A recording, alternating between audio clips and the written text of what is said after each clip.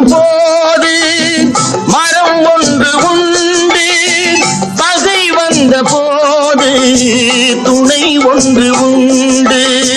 நிழல் வேண்டும் போது மரம் ஒன்று உண்டு, பகை வந்த போது துணை ஒன்று உண்டு. இருள் வந்த போது விளக்கொன்று உண்டு, எதிர்காலம் ஒன்று எல்லோருக்கும் உண்டு.